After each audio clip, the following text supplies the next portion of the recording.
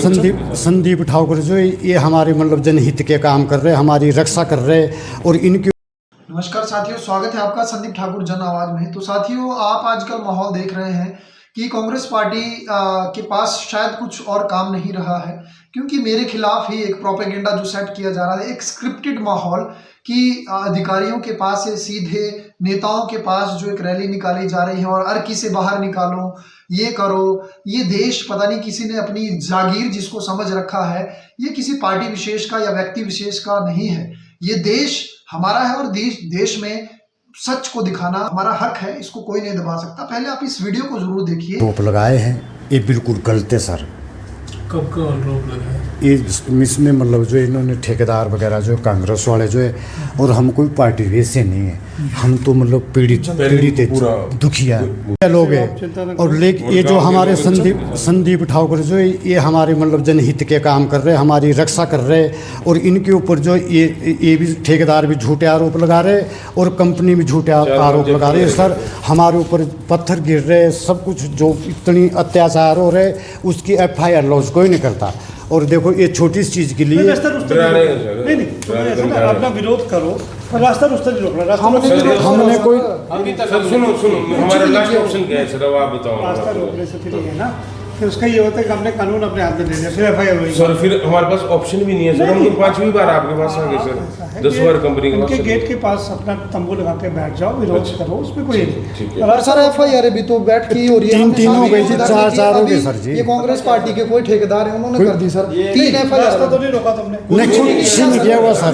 मैं सिर्फ सड़कों का मामला उठा रहा था, उन्होंने बोला हमारे विधायक को बदनाम कर रहा है। अब आप बताइए सर, ना जिला परिषद कुर्सी पे था ना BDC, क्योंकि उस वक्त शपथ लेनी थी। हम तो विधायक से पूछेंगे ना कि सड़कों की हालत क्यों है, और उन्होंने मेरे को टारगेट कर और दिया। सर जी अब सरकार जी कराड़ा घाट से आप FIR देते नहीं सर, पुलिस हमारे तो मतलब ही ऑफेंस में नहीं देते। मेरे ऊपर उन्होंने 125 सर BNS मतलब जान को जोखिम में डालना, और दूसरी उन्होंने लापरवाही 354 लगा दी, मानहानि लगा दिया। मैंने तो ना किसी का नाम लिया है सर, मैं बोल रहा हूँ प्रूव करके बताया ना पुलिस। सर पुलिस को तो एक ऑर्डर आता है, वो पता नहीं मेरे ऊपर सर 8-10 FIR होगी, और हमारे ओर से कोई हमारी सुनवाई नहीं हुई। अब वही लोग हम तो यही बोल रहे थे, अब वो लोग सामने आ गए कांग्रेस पार्टी सब जो पीड़ित सरकार एंटी कांग्रेस दिखाता है। मैं तो सर दोनों पार्टियों को सवाल उठाता हूँ, चाहे सांसद हमारे सुरेश कश्यप जी, मैं उनसे भी सवाल उठाता हूँ कि क्यों ऐसे हालात है और मुझे टारगेट किया जा रहा है। मतलब सर हमारे लोकतंत्र का गला घोंटा जा रहा है क्या,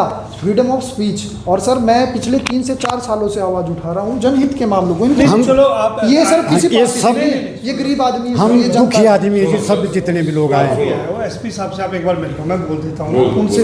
सर जी ये जो भी ये इनके ऊपर संदीप ठाकुर के ऊपर जितनी है, इसके लिए हम सत्यता से करें, ये बिल्कुल गलत है, ये बिल्कुल गलत है सर।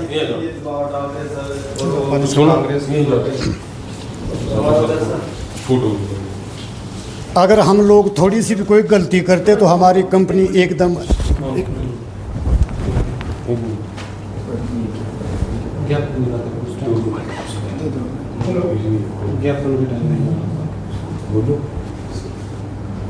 गाँव वालों का अंबुजा सीमेंट के साथ कोई चला लेता है। हाँ, तो ये कह रही है हमारे खिलाफ झूठी FIR दर्ज की जा रही है, हमारे समय धमकियाँ कर रहे हैं।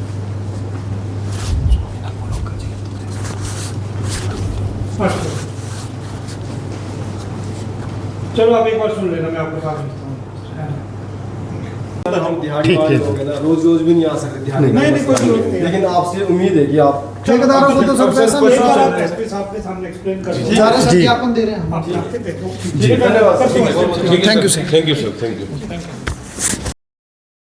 देखिए, क्योंकि जो प्रोपेगेंडा सेट कर रहे हैं, हम भी आगे कार्रवाई करेंगे और कोर्ट में ये मामला, उच्च न्यायालय में और सुप्रीम कोर्ट तक लेके जाएंगे। जनता हमारे साथ है, जो पीड़ित जनता होगा। दोस्तों अभी आप देख सकते हैं कि चाहे स्थानीय मीडिया कोई ना कोई पुरानी रंजिशें आपको पता है रखते हैं, क्योंकि मैंने हर उस खुलकर बेबाकी से कहा है, चाहे कोई विभाग हो, चाहे कोई हाउसेज हो, हर एक चीज के लिए, क्योंकि हमारे जो इफेक्टेड लोग हैं, हमारा मामला तो सीधे अंबुजा से है। अंबुजा अडानी सीमेंट और जो लोगों की समस्याएं हैं, चाहे पानी से जुड़ा मुद्दा हो आपने देखा, चाहे वो शिक्षा, हमने स्कूल का मामला मैंने उठाया।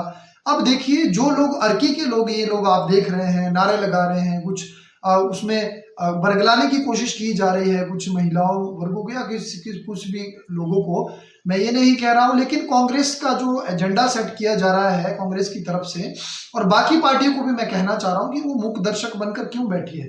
क्या जनता के लिए उनको नहीं आना चाहिए? और देखो, जनता ने ही मुझे सपोर्ट किया, वो वहां पर गए और हम एसपी महोदय जी से मिले, डीसी महोदय जी, और डीसी महोदय जी से भी हमने ज्ञापन दिया है उनके पास, और उन्होंने 7 दिन का समय दिया है।